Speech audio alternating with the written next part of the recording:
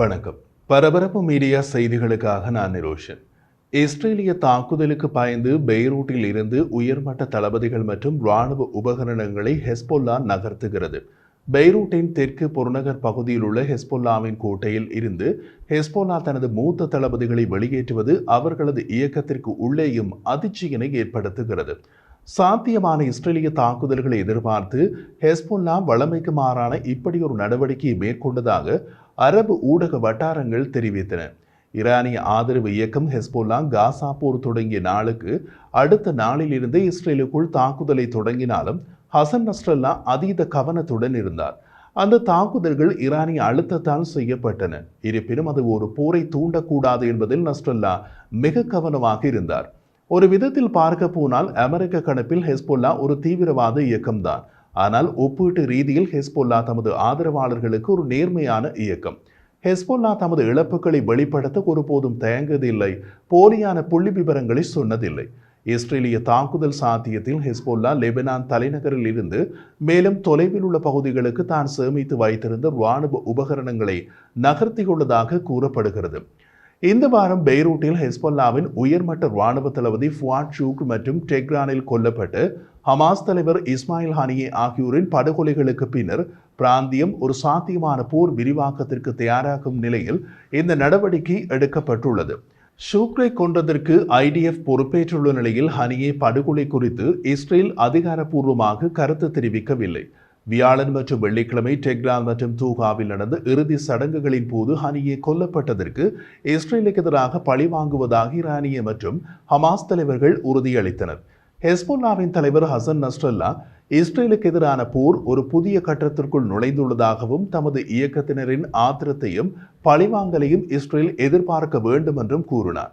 அதே நேரத்தில் Iran Israel மீது இராணுவ தாக்குதலுக்கு தயாராகி வருவதாக அமெரிக்கா இதுவரை எந்த அறிகுறியையும் பெறவில்லை என்று பைடன் நிர்வாகத்தின் பெயரிடப்படாத ஆதாரங்களை மேற்கோள் காட்டி சவுடி அல்ஹதாத் செய்தி நிறுவனம் தெரிவித்துள்ளது. அவர்கள் வெளியிட்ட தகவலின்படி சமீபகால நாட்களில் ஈரானிய படைகள் அல்லது உபகரணங்களின் குறிப்பிடத்தக்க அசைவுகளை அமெரிக்க உளவுத்துறை கண்டறியவில்லை.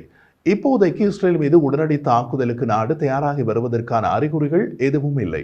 அமெரிக்க அதிகாரிகளில் ஒருவர் அல்ஹதாத்திடம் டெஹ்ரான் எந்த வகையான பதிலடியை தொடங்குவது என்பதை தீர்மானிக்க நேரம் எடுக்கும் என்று வாஷிங்டன் மதிப்பிடுவதாகவும் பதிலடியை தயாரிக்க நேரம் எடுக்கும் என்றும் கூறினார். அதற்கு குறைந்தபட்சம் 2 வாரங்கள் எடுக்கலாம். ஈரானுடன் போரை இஸ்ரேல் விரும்புவதை விட ஈரான் இஸ்ரேலுடன் போரை விரும்பவில்லை என்றும், எனவே இந்த தாக்குதல் பெரிய அளவிலான தாக்குதலாக இருக்க வாய்ப்பில்லை என்றும் பெயர் குறிப்பிட விரும்பாத மற்றொரு அமெரிக்க அதிகாரி கூறினார். ஆனால் நீங்கள் மத்திய கிழக்கை கையாளுகிறீர்கள், அங்கு எதுவும் நடக்கலாம், யாருடைய நினைப்பும் எந்த நிமிடமும் மாறலாம் என்றார்கள். ஈரான் அல்லது ஹெஸ்பொல்லா அல்லது இரண்டின் பதிலடி தாக்குதல் தொலைபேசி இணைப்புகளை அளித்து செல்போன் சேவையை இஸ்ரேலில் நிறுத்திவிடக் கூடும் என்ற கவலையின் காரணமாக இஸ்ரேலிய தளபதிகளுக்கு செயற்கைக்கோள் தொலைபேசிகள் விநியோகிக்கப்பட்டன. சில அமைச்சுக்கள் மற்றும் தலைமை ஊழியர்களுக்கு செயற்கைக்கோள் தொலைபேசிகளையும் வழங்கியுள்ளன. ஆனால் பீதி அடைய வேண்டாம் என்று இஸ்ரேலிய அரசு வலியுறுத்தியுள்ளது. ஏனெனில் இந்த நடவடிக்கை மிகுந்த முன்னெச்சரிக்கையாக எடுக்கப்பட்டது. இஸ்ரேலின் தொலைபேசி உள்கட்டமைப்பு அளிக்கப்படும் என்று குறிப்பிட்ட புலனாய்வு தகவல் சுட்டிக்காட்டியதால் அல்ல என்று கூறப்பட்டுள்ளது. இதற்கிடையில் இஸ்ரேலின் வடக்கு எல்லையில் நேற்று ஹெஸ்பொல்லாவால் ஏவப்பட்ட ராக்கெட் தாக்குதல் மற்றும் ஆளற்ற விமானங்களுடன் இஸ்ரேலிய மோதல்கள் தொடர்ந்தன.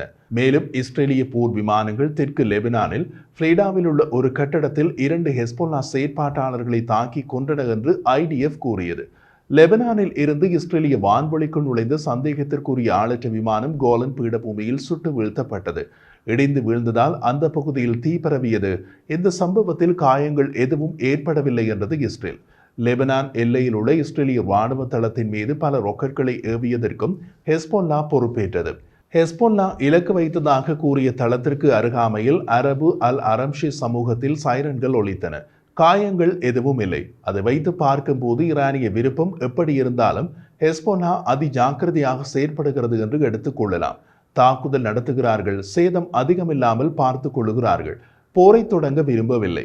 நேற்று மாலை காசாவில் துருப்புக்களிடம் பேசிய IDFின் தலைமை அதிகாரி லெப்டினன்ட் ஜெனரல் ஹெர்சி ஹெலேவி நாட்டிற்கு தீங்கு விளைவிப்பவர்களை தாக்குவதற்கு இஸ்ரேல் வெகு தூரம் செல்ல தயாராக உள்ளது என்றார். இஸ்ரேலிய பொதுமக்களை தாக்குபவர்கள் இஸ்ரேல் என்ற நாட்டை தாக்குபவர்களை அழிக்க நாங்கள் வெகு தூரம் செல்ல தயாராக இருக்கிறோம். மிக துல்லியமான உளவு தகவல்களை கொண்டு வருவதற்கும் தாக்குவதற்கும் கொல்வதற்கும் ஆபத்துக்களை தடுப்பதற்கும் எவ்வாறு பெரும் முயற்சிகளை மேற்கொள்வது என்பது எங்களுக்கு தெரியும் என்று ஹலேவி துருப்புக்களிடம் கூறினார்.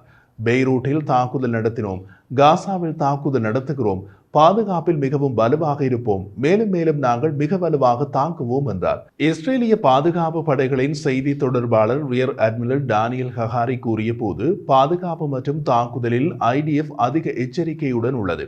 IDF துருப்புக்கள் வானிலும் கடலிலும் தரையிலும் நிலைநிறுத்தப்பட்டு எந்த சூழ்நிலையிலும் குறிப்பாக உடனடி காலக்கெடுவில் தாக்குதல்களை நடத்துவதற்கான திட்டங்களுடன் தயாராக உள்ளனர் என்று தெரிவித்தார்.